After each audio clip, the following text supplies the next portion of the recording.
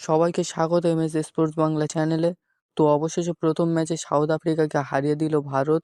আর পুরো ম্যাচের মধ্যে রাজত্ব করলো বিরাট কোহলি আর রোহিত শর্মা।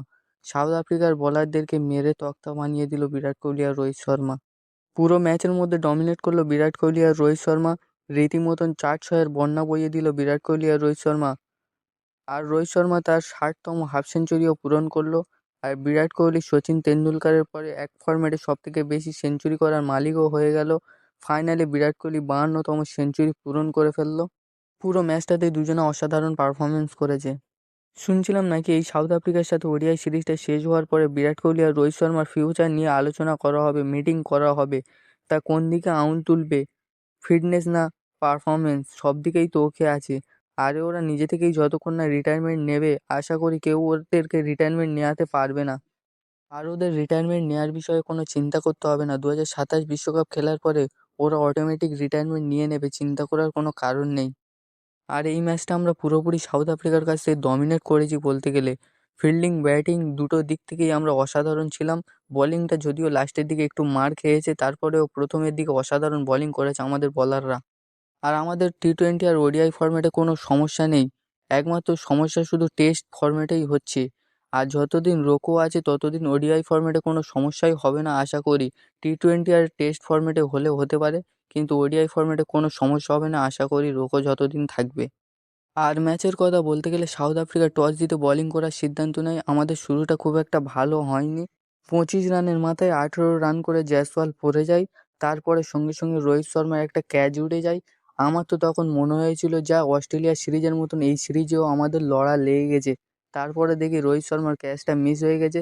তারপরে বিরাট কোহলি আসে একটা 4 দিয়ে শুরু করে, তারপর থেকে 4-6-এর পুরো বন্যা বয়ে যায়। তারপরে একটু আশা পেলাম যে না, এই ম্যাচটা আমাদের কেউ নিতে পারবে না। আর রোহিত শর্মা আর বিরাট কোহলি মিলিয়ে 136 রানের অসাধারণ একটা পার্টনারশিপ করে 109 বলে। তারপর রোহিত শর্মা 5টা 4 3টে 6-এর সাহায্যে 51 বলে 57 রান করে এলবিডব্লিউ হয়ে আউট হয়ে যায়। আর রোহিত শর্মা আউট হওয়ার পরে বিরাট কোহলি একটু স্লো ব্যাটিং করে অবশ্য। প্রথম দিকে তো বিরাট কোহলি একদম ঝড়ো গতিতে ব্যাটিং করছিল, তারপরে রোহিত শর্মা পড়ার পরে একটু স্লো হয়ে যায়। তারপরে নিজের সেঞ্চুরিটা পূরণ করার পর আবারও সেই 4-6-এর বন্যা বইয়ে দেয়। আর বিরাট কোহলি ঠিক যেই সময় সেঞ্চুরিটা পূরণ করে, ঠিক সেই সময় বিরাট কোহলির একটা ভক্ত বিরাট কোহলিকে প্রণাম করে। সত্যি অসাধারণ ছিল দৃশ্যটা। এবং বিরাট কোহলি 7টা 6 এবং 11টা 4-এর সাহায্যে 120 বলে 135 রান করে আউট হয়ে যায়। তারপরে ঋতুরাজ গাইকোয়াড এসে 8 রান করে আউট হয়ে যায়। সত্যি ঋতুরাজ গাইকোয়াডের ক্যাচটাও ভালো ছিল। ওয়াশিংটন সুন্দর 13 রান করে এবং জাদেজা আর কেএল রাহুল মিলে 65 রানের একটা পার্টনারশিপ করে এবং একটা ভালো ফিনিশ দেয়, যেখানে কেএল রাহুল 60 করে এবং জাদেজা 32 রান করে। সব মিলে সাউথ আফ্রিকাকে টার্গেট দেয় 350 রানে। আর সাউথ আফ্রিকার বোলিংয়ের কথা বলতে গেলে মার্কো জনসন 2টো উইকেট নেয়, বার্গার 2টো উইকেট নেয় এবং বোস 2টো উইকেট নেয়।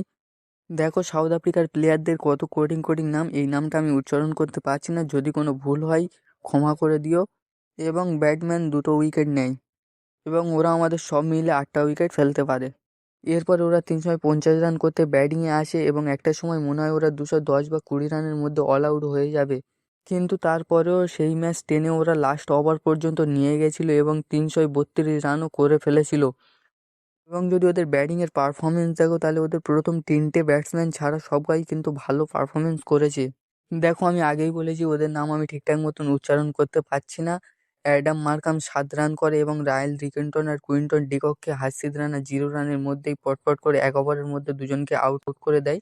এবং দলের মেন বোলার হিসাবে কিন্তু হাসিদ রানা সত্যি অসাধারণ পারফরমেন্স করেছে। তারপরে ওদের ম্যাথিউ বেডজকে নামের একটা প্লেয়ার আসে এবং সে 72 রানের একটা ভালো ইনিংস খেলে এবং পুরো ম্যাচটাকে ধরে রেখেছিল এই প্লেয়ারটা। তারপরে জর্জি 39 এবং ব্রেভিস 37।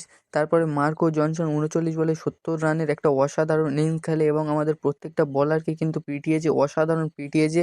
3টে 6 4টে 4ও মারে এবং মার্কো জনসন সত্যি আজকে অসাধারণ পারফরমেন্স করেছে, অসাধারণ ব্যাটিং করেছে।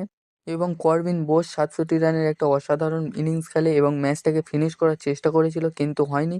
এরপরে যদি আমাদের বোলিংয়ের কথা বলা হয়, তাহলে হাসিদ রানা অসাধারণ বল করেছে। প্রথম ওভারে এসে 2টো উইকেট ফেলে দেয় 0 রানে রিকেলটন আর ডিকককে এবং হাসিদ রানা এই ম্যাচে 3টে উইকেট নেয়।